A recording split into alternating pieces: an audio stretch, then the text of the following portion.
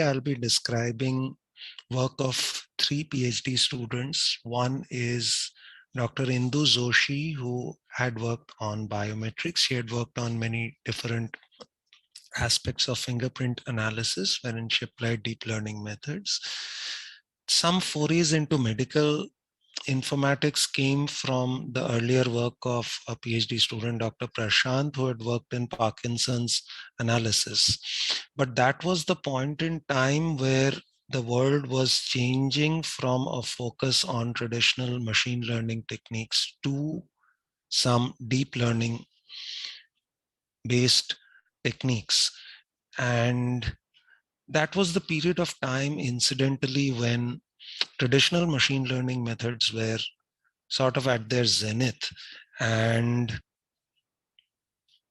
people like Jan LeCun were coming up with equivalent deep neural models, which would, at that point in time, either do the same thing or do it much better. For instance, in the 2000s, that time, for almost every technique which was proposed, for instance, the Viola-Jones face detector and the cascade of HAR-like features, those ideas were being extended from face detection to some other problems as well. And with every such advancement, Jan LeCun had an equivalent deep neural network which would do something either similar or do it better. And to the point that today we have come to a world wherein deep networks sort of do almost anything that one can hope for in the research world. But then again, there are some indications that the world may go back to some traditional machine learning based methods, like kernel based techniques are again suddenly coming into vogue. I really don't know. I'm basically trying to play catch up and just trying to learn a little bit about deep learning based techniques. So with regard to fingerprints, the area is a bit troublesome with regard to applying deep learning, because there is typically not enough ground truth, either with regard to the samples or with regard to ground truth samples, wherein anthropomorphic experts or forensic experts have given a perfectly annotated database or a very large database. Well, this problem is also there in medical informatics problems, wherein doctors are too hard pressed for time to actually give a good amount of ground truth data. These are typically supervised deep learning based methods, and we have to somehow work around these problems. That is because this sort of data ground truth data will not be available with us, and deep networks are typically data hungry. They need a huge lot of data to avoid fitting issues, and there is not enough data. Plus the fact that these two areas typically suffer from data imbalance, wherein, for instance, in the medical case, there's much more data from healthy normal controls rather than from diseased cases, and possibly thank God for that. But then yes, data imbalance is a serious issue which classifiers typically have to deal with. Then data augmentation is not very easy in either of these two domains. For instance, in some domains, it is possible to train a network with a limited number of samples, but then it is possible to synthetically generate other realistic samples, which would work fairly well in training a particular deep network. Now, that is not possible in many cases, in at least in these two domains. For instance, fingerprints and some medical informatics problems, at least the ones that I have tried to work on, like ophthalmological image analysis. So augmentation is not trivial. All sorts of transformations do not apply equally well to the training process. Then the first Indu's start point entry into deep learning for fingerprints. She worked with fingerprints in her PhD work was to use generative adversarial networks. So she had started at a point where GANs were absolutely hot out of the oven, and Longfellow had just given the very basic theory. And with generative adversarial networks, the idea was that we had an unprecedented tool in our hands, because earlier, if we had a distribution, it was possible to sample from that distribution and end up with a sample which was already there. Now with the GAN framework, it has been possible to generate novel samples. So people try to apply it to many different interesting areas, such as trying to, for instance, in style transfer, trying to generate a painting by some other artist as if it were done in, let's say, Van Gogh's style. So it is possible to generate novel samples using that. Now, what Indu wanted to use GANs for was for enhancement of latent fingerprint images. So she got some decent publications out of it. For instance, I'll be describing some of her WAGV 19 work. And after that, she jumped to, most of her work was in enhancing fingerprints and not in the actual feature feature detection or the actual matching part of it, which is a completely different beast altogether. She shifted her attention to explainable fingerprint region of interest segmentation. So in fingerprint segmentation, because explainable AI was again coming up in a big way. So she jumped onto the bandwagon, and we got a paper here at one of the WAGV workshops, WAGV 2021, wherein she was able to show a nice result in fingerprint segmentation using model uncertainty. She extended the idea of uncertainty from only modeling the model uncertainty. She extended that idea to modeling the noise in the input process itself. So what is typically called data uncertainty. So she had some work on noise aware fingerprint pre-processing. And at the same conference, IJCNN last year, she had another piece of work on sensor invariant features, because typically fingerprint sensors are of three basic kinds. There are thermal sensors, there are capacitive sensors, there are optical sensors, each with its own characteristic. And plus, sensors from different manufacturers would also tend to have different characteristics. So is it possible to learn sensor invariant features? And most of her work is in a GAN framework. So this is a little bit of the genesis of what she was interested in at that particular point in time. And she also looked at a very practical issue. For instance, in Aadhaar, this is something that most of us have also faced.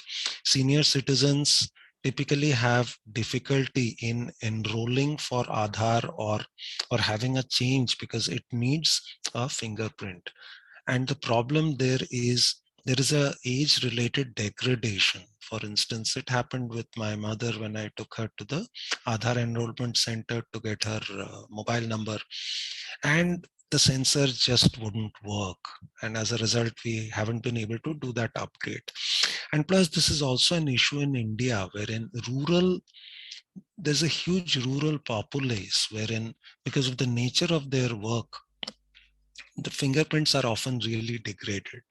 So what can we do for that? What sort of restoration can we do for that? So Indu recently had a paper accepted in Springer's MTAP, media tools and applications, on channel refinement.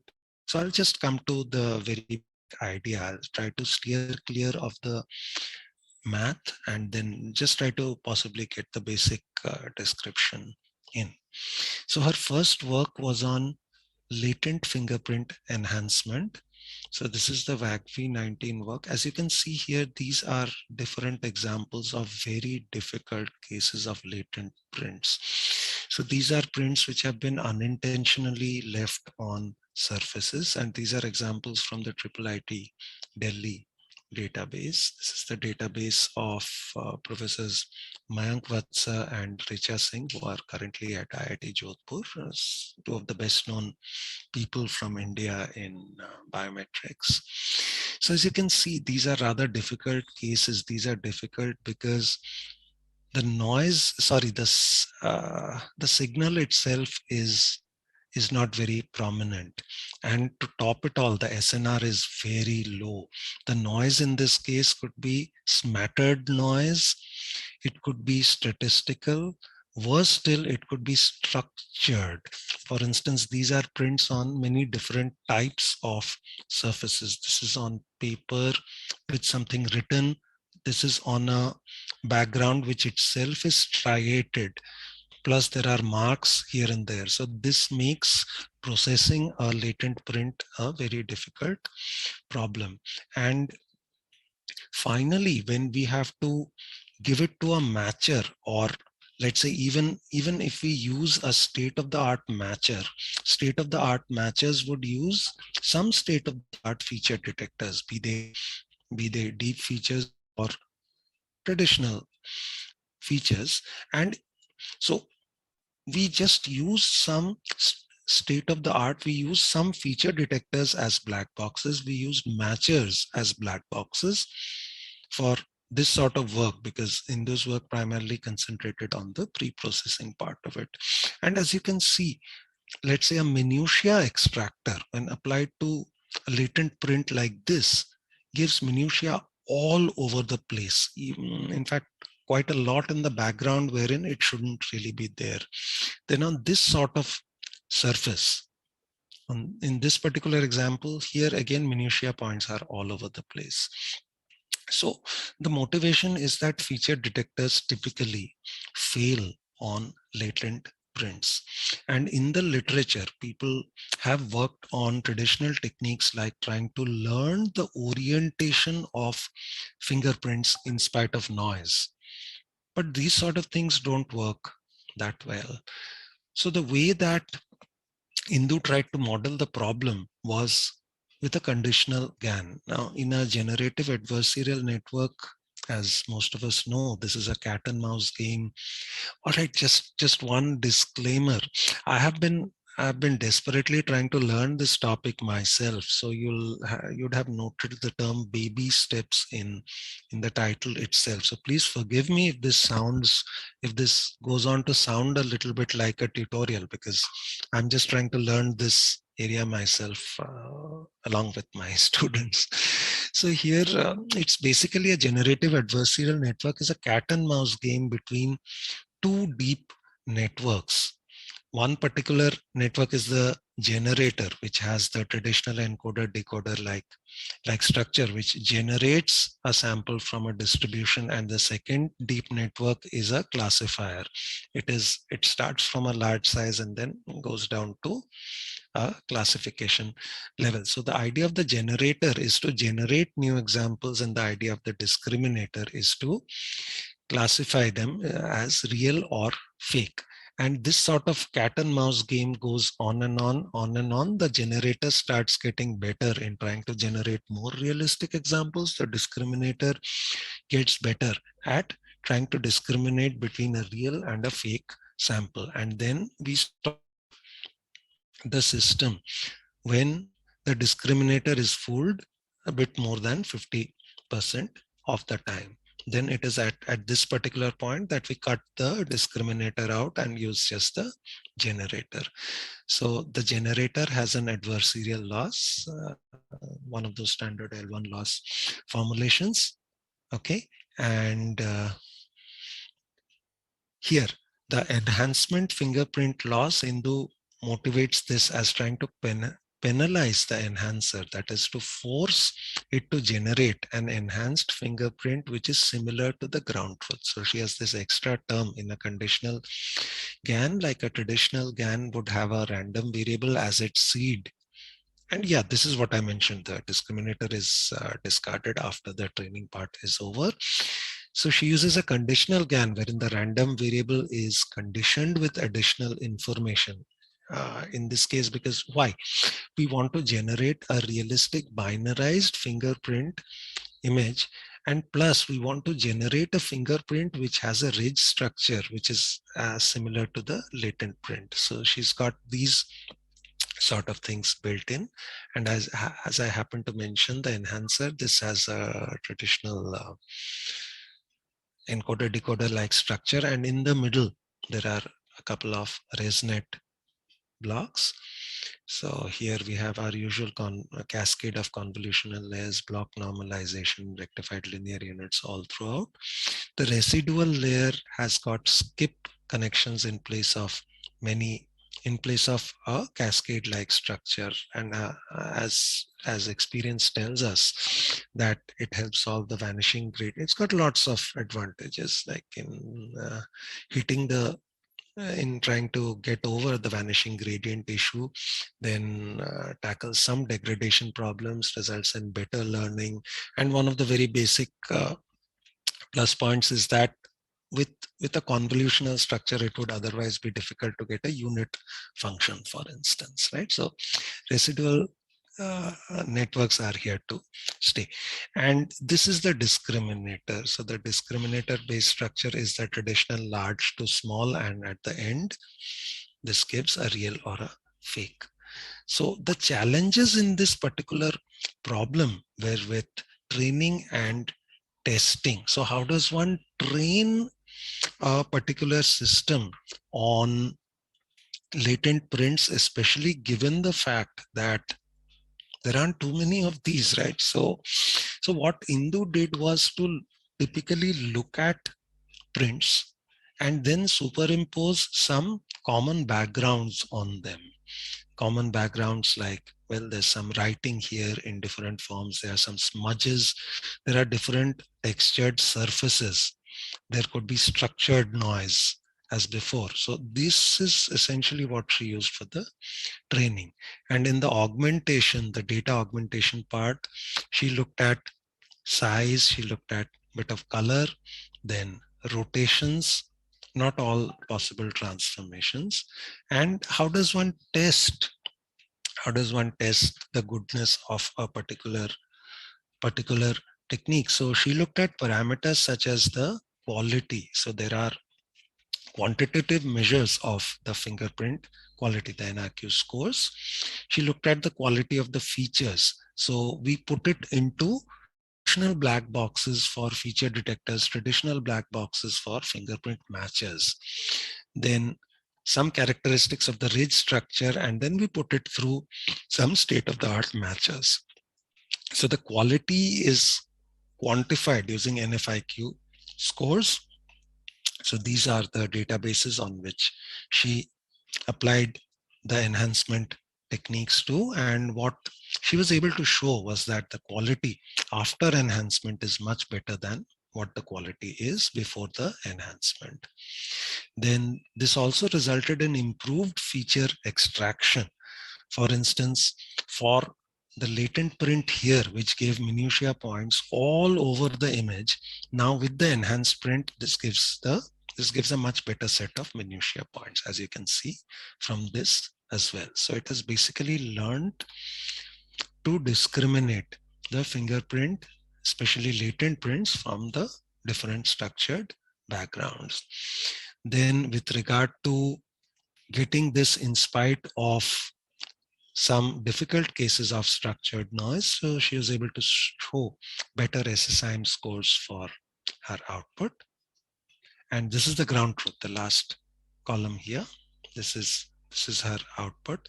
And although these figures may appear to be really pathetic, okay, getting 35.66% at 30.16%, we also have to contend with the fact that up till now, the state of the art, which was Svoboda's group work, is actually much less than even this. Okay, then she had some very nice examples of successful restoration in some rather difficult cases. And it was not all good. There were some cases, boo-boo cases as well. And in fact, that extends to quite to other facets of the work as well. So in her second piece of work, she jumped onto explainable AI, wherein she wanted to go into region of interest segmentation. And why is this really necessary? So as you can see here, these are heat maps corresponding to whatever is expected to be the region of interest. And she uses a GAN structure to learn this. So the idea of segmenting the region of interest in fingerprint images is basically feature detection. The complexity can be mitigated if one operates only on the region of interest. And plus, this would result in shorter match time, because matching in any case is usually has exponential time complexity, one set to another set of points. And the first thing that Indu latched onto was a visualization of model uncertainty. So here you, as I mentioned, you can see the heat map of the background versus the region of interest. And she compared her work with 4 state-of-the-art semantic segmentation methods. So this model uncertainty she looked at in as an attention mechanism. And here again is one of the things that, well, the types of fingerprint sensors are quite different, and their operations are also quite different. And people have traditionally looked at it either in the frequency domain with Fourier filtering, or looking at directional information from Gabor masks, or looking at a particular frequency, because a fingerprint, the ridge and the valley structure is a repeating pattern. So look at a frequency range and then do frequency-based filtering. There have been some morphological approaches, some using physics-based flows, looking at ridge orientation.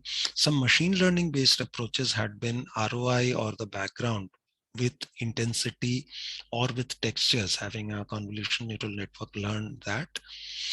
Now, one of the things which Indu latched onto was the 2016 ICML Gale and Gharamani paper on an approximation of Bayesian neural networks using Monte Carlo dropouts, because this was a very practical technique which allowed one to work with a much smaller number of samples as compared to a particular algorithm, which in the worst case would be intractable, would have exponential time complexity.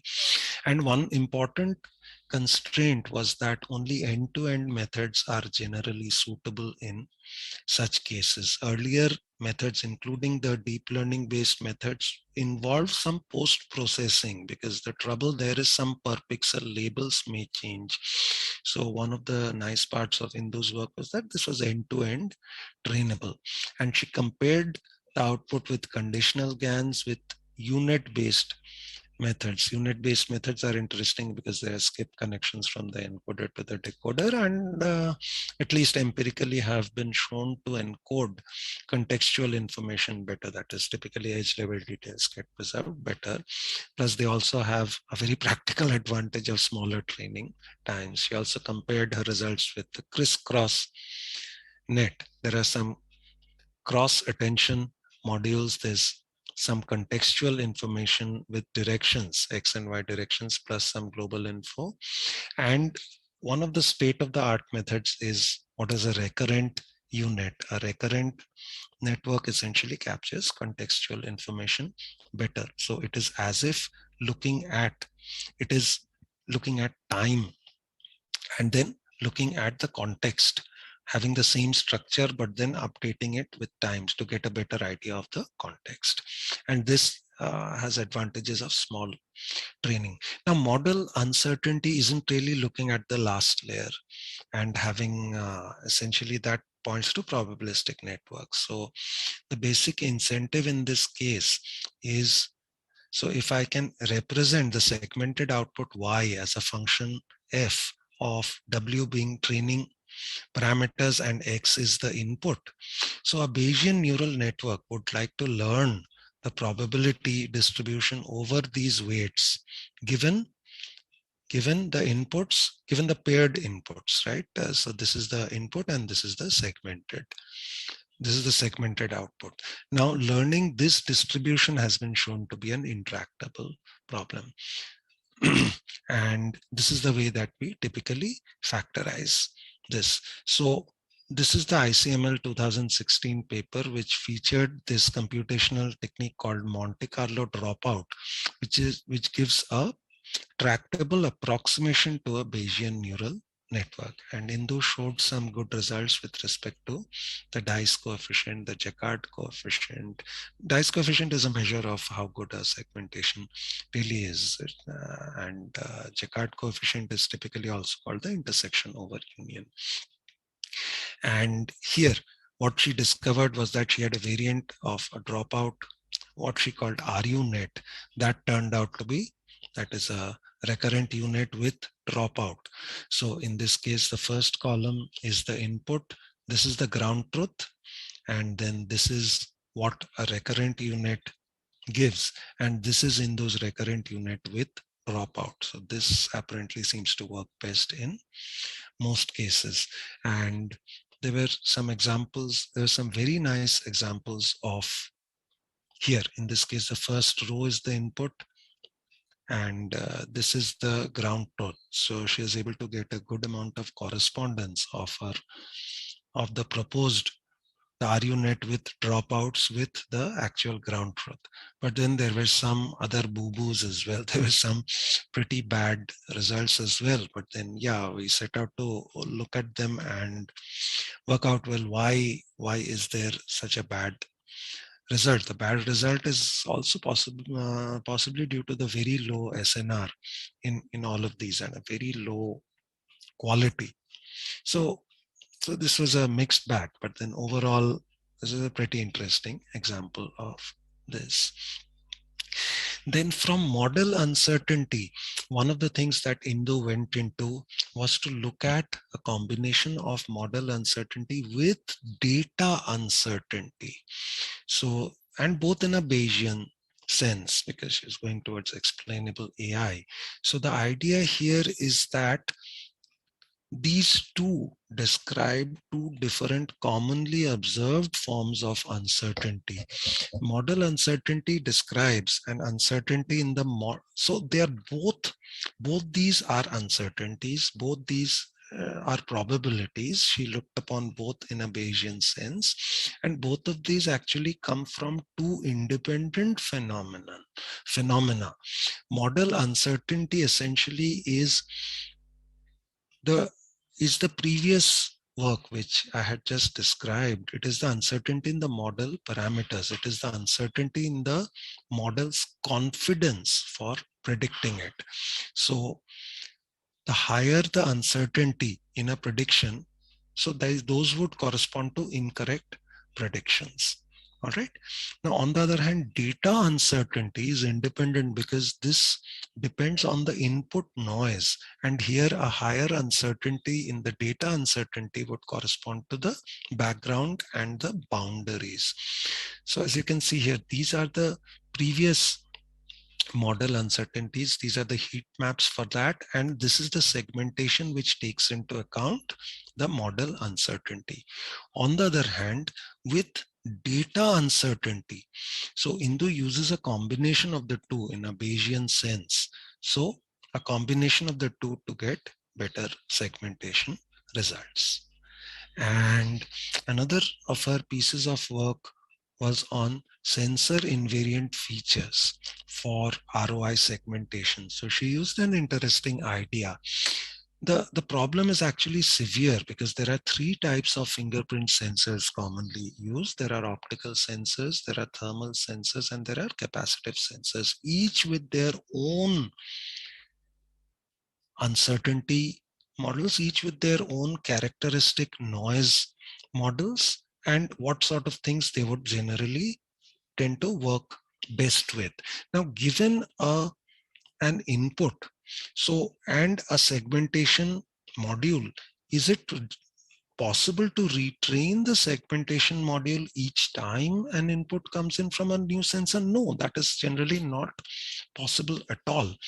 So the way that Indu tried to model this particular problem was again using a recurrent network to use recurrent adversarial feature alignment. And this, in a sense, actually one of the side effects of this was that this looked at trying to learn features which would be independent. So the idea here is the recurrent network would be a part of a GAN. So she had this embedded into the GAN structure, wherein there is a sensor discriminator which would look at a particular image and try to perform. So the discriminator would try to perform an idea of whether this particular input is from the target or from the source. So as a result of this, intrinsically, the GAN structure would tend to learn features which would be sensor independent. Okay. And this was a pretty neat piece of work. I'm sorry, I'm not a very well organized person. I haven't really got a very organized presentation or organized set of slides. I just tried to put in what I could in a short period of time. Then in biometrics, in fingerprint analysis, her last piece of work was on restoration of degraded fingerprints. So this got published in Springer's MTAP, Multimedia Tools and Applications. The idea there was I tried to motivate it again with an issue that is typically faced with the Aadhaar situation in India, wherein if typically these are for rural fingerprints. So because of the nature of physical work, many of these fingerprints do not either register well. This problem is there for urban populace as well, for senior citizens, as I happen to mention, but it's more for rural populations, wherein these are some examples of things which just mm, don't really register on typical sensors. And these are also applicable to prints which are often lifted off a crime scene. So either the finger is too dry or too wet, rural, there could be warts, scars, creases, there could be noise, there could be overlap. For instance, two fingerprints at the same place. So the obvious casualties are things like the match score. So a probe image with a gallery image, the match score is expected to be very low. If we use any state of the art, we use these as black boxes. We use state of the art feature detectors. We use state of the art fingerprint matches, or at least whatever was available in the public domain. And here you can see the result of the enhanced print, and the result was for the same matcher and for the same feature detectors taken as a black box, the match score was much better. Even in this case, like this case is really pathetic. So yes, she looked at parameters such as trying to improve the ridge structures and trying to get better NFIS match scores. And one of the things that was the motivation for this particular piece of work was that deep networks typically try to learn redundant, they end up learning redundant features. And this is a problem with even state-of-the-art attention modules like the squeeze and excitation network. So this piece of work was almost just prior to the widespread application of transformer networks, which might do this channel refinement maybe better in some senses, but then typically transformer networks have a large computational complexity which are associated with them. So it may not be nice. So the idea was that state-of-the-art attention modules like squeeze and excitation network or block attention modules typically also end up learning redundant features, which is not nice. So the way Indu looked at it was to use a channel refinement mechanism as a method to reduce this feature redundancy. And squeeze and excitation networks typically involve more parameters, more redundancy, and often have a weak generalization. So the very basic idea was, so this is one particular channel refinement unit. So she had what is called a CR GAN, and this again has that cat and mouse game between a generator and a discriminator. The idea here is to have a channel refinement unit at each level, which would tend to learn the the weighting parameters corresponding to each corresponding to a feature at each particular scale. So this is there at all levels. And apparently with that, she gets some rather good results. So please forgive my being disorganized. I'll shift over to a new set of slides. All right, so that tells you how disorganized I am. So here, this is some of our baby steps with medical informatics problems. And since this exercise is more on, this workshop primarily caters to deep learning, I had started my baby steps with trying to look at applications of traditional machine learning. So till about 2018 or so, traditional machine learning methods were still doing relatively well. And we were using them for Parkinson's image analysis. And currently with a couple of students, I'm also trying to have a relook at this particular domain. Why Parkinson's analysis? Because by the year 2040, it is Parkinson's analysis and other neurological disorders are predicted to overtake cancer as the second largest cause of human mortality. The first will obviously remain ischemic heart disease. Then Parkinson's is interesting because there is no sure shot diagnosis. The symptoms are wide, they are fuzzy, and in fact, there's no one-to-one mapping these sort of symptoms would result in Parkinson's. Then treatment is very costly, and this is also important for a place like India, where access to even basic healthcare is sometimes very difficult.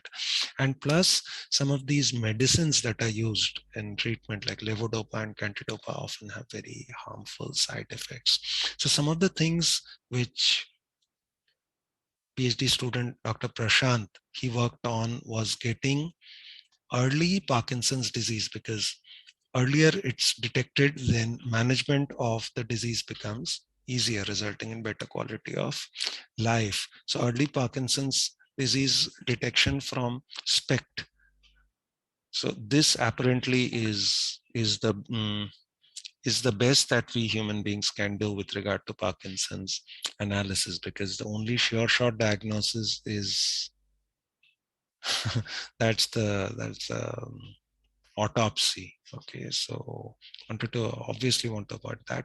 So he got expert systems with applications paper out of this, because what he was able to show was that a set of only 4 numbers were sufficient to get very good detection. So he computed what are called the striatal binding ratios, and he was able to show that with just a 4x1 feature vector, one could get some excellent Parkinson's disease classification. Then one other thing that Prashant looked at was the use of non-motor features. So typically doctors today in diagnosis use motor features to diagnose movement-based features. So we got some pretty good publications out of it in the National Journal of Medical Informatics, and he also got the 3rd prize in the brain contest.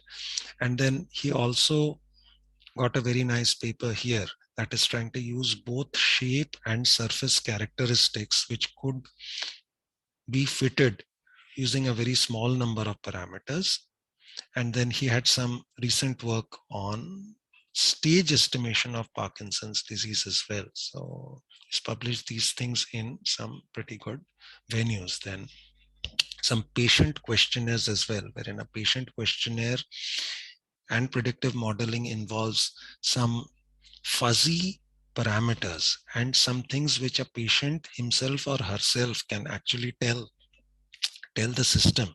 And what he was trying to look at was also trying to identify a particular phase, which is typically called the prodromal phase, which appears sometimes 2 decades before Parkinson's clinically sets in. So is it possible to use data from there for prediction?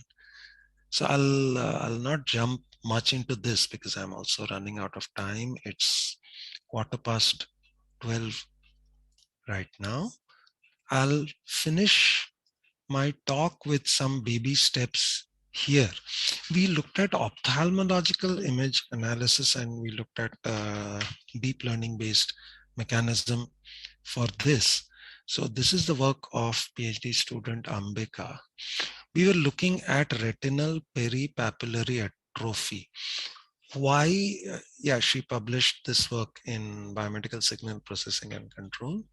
So why is peripapillary atrophy detection important? Because this is an indicator of an irreversible change in the eye called glaucoma. And what happens here is, let me see if I can show some examples here. Yeah. So this is a crescent shaped abnormality which occurs. This could be a full as well or a crescent shaped abnormality which typically appears around the optic disc. And why is this problem challenging? The problem is challenging because often what one gets is what are called community camp images. So one of our collaborators is an ophthalmologist from Ames, and what he supplied us was with community camp images which have been taken with a handheld low resolution ophthalmoscope. So you can see some severities here. For instance, here there is a complete washout in terms of bad lighting. The lighting was just far too bright. Then you can see some haziness because there was some motion. There were motion artifacts, right? Then even sitting postures, and these are handheld low resolution ophthalmoscopes. So the way Ambika looked at it was she used an example of what people typically use transfer learning. So use features which are more generic features which have been done for some other domain, and not to retrain the entire network to keep a set of weights, but then to retrain only certain parts of it. So one of Ambika's ideas was to combine it with medically significant features. So some features such as contrast, homogeneity, correlation, then the gray level correlation matrix, these image features corresponded to features which ophthalmologists themselves said, yes, these are physically significant features which we typically use for ophthalmological image analysis and diagnosis. So she combined the set of deep features with these statistical features and then had an end-to-end trainable deep network. So these part of these weights were trainable. So this was this end-to-end thing. And one of the things that Ambika was able to show was she was able to get some unprecedented levels of accuracy even on this Ames community camp data set. And she had some other ablation studies also on some parameters here and there. And she tested her work on some of the more commonly available databases as well, like the Drishti, the Refugee, the RIM, Mesito, Drive, Trions, all of these publicly available data sets. And she also had some interesting examples of studies, some ablation studies across what sort of data augmentation actually helped get better accuracies across better ROC better ROC parameters in general, because accuracy is not just one parameter. One would have to look at sensitivity, specificity, and whatever combination, the area under the curve, the other combinations of ROC parameters. And one of the things that she observed was that using pre-processing of unsharp masking, then noise, typically high pass features put in, motion blur, plus doing a vertical flip, because all types of image transformations are not really going to generate realistic samples, right? So she had some study on that. All right, it's about 12:20 now, so I guess I'll stop speaking at this particular point in time. There are some 10 minutes left, so maybe you can put in your suggestions. You can put in places where I haven't, maybe I've got gaps in my learning. I haven't understood a particular problem too well. If you have expertise in the area, I'd love to learn from you some comments or some queries. I'll try to answer the queries to the best of my abilities, because I'm still trying to learn this particular area. I'm not very comfortable with deep learning myself. Okay. Yeah, please go ahead. I may not be able to see the chat window all at once. So please unmute your microphones and go ahead. Yeah, thank you.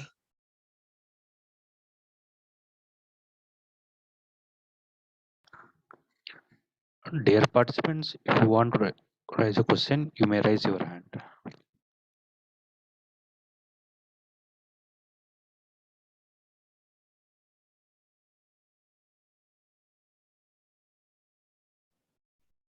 Yes, Dr. Sangeeta, you can ask your question now. Hello. Yeah, ma'am, Dr. you are Sangita. audible. Yes. Yeah, good afternoon, Please go sir. ahead. Yeah, thank you so much, sir, for such a wonderful talk. And I was just curious to know, like, normally in the field, whenever we are doing a technology research, so we are expecting good accuracy, but at the same time, it is expected that the validation should be done by the expert. So I just wanted to know, like, is there any gap found, like when we are getting accuracy with all these models, like 95, 97, up to 97, but still, is there any like any such kind of evidences wherein the experts or the medical experts are saying that this kind of thing, or their opinions are different than what we are getting with this AI based solution? Dr. This is actually a very valid point, and in fact, the answer to your question is actually pretty embarrassing for us. They all say that we are wrong. This is actually the traditional mistrust between members of the medical community and us engineers. We are pretty good and confident that, okay, our thing will work, and we show our results on certain reasonably de facto well accepted standard databases. But then the medical practitioner comes and says, hey, all that doesn't work well in practice. So the best that we can do is possibly just try on and on. And because at least in some of these medical problems, like at least in Ambika's work, we have also interacted with some highly trained ophthalmologists. So what they say is, in most medical cases, at best, the our sort of systems would be there as a decision support system. So it's basically a medical practitioner cannot be expected to have the same level of, let's say, alertness after a hard day's work, and sometimes his or her output would also tend to vary a little bit. So the idea is to just have a decision support system which can give some opinion, and then after that, for the final word would be that of the medical practitioner. For instance, with regard to, let's say, heart blockage, arterial blockage, so it is often even medical practitioners say that please take a second opinion, whether let's say some intervention is needed or not, whether that stent would be needed to be put or not, because the medical practitioner with his or her level of expertise would be able to give a subjective probability. So he or she will say that maybe there's 60% blockage in this particular artery or 70% blockage. And if it is something within that, then the normal protocol itself, even for medical practitioners, is that please take a second opinion. Please take an independent opinion. And if both medical practitioners suggest an intervention, then maybe we'll go in for angioplasty. So we are the scum on earth, Dr. Chaudhary. Yeah, yeah. That's what. We are engineers. Nobody listens to us. Nobody listens to us at all. That's the bad part. Thank you so much, sir, for your opinion on this. Thank you, sir. Okay, madam. Yeah. Yeah, please go ahead. Please unmute your microphones and ask. Yes, Devika, you can talk. Yes, madam. Hi, sir. I just want to know, like, one of your work proposed by the one with ophthalmology in that area. Yeah, you actually, the work said like some statistical image features were introduced, right, sir? Like correlation, etc. Those were the features. They were not introduced. We just used state of the art sort of thing. They were off the shelf. The shelf. So it's like going into the kitchen and already having. So in order to prepare a dish, I wouldn't prepare my own variant of sambar masala from the start. I would maybe go on and open that MTR box and then use it for cooking. So that's the idea. So take off the shelf thing and maybe some combination. So there is still some credit in a cook taking that box of MTR sambar masala and maybe relative quantities, how I cut the vegetables, how much I pre-boil the pulses and then mash them and then again put it in. So still there is still some level of expertise needed for that. That's all that we have done.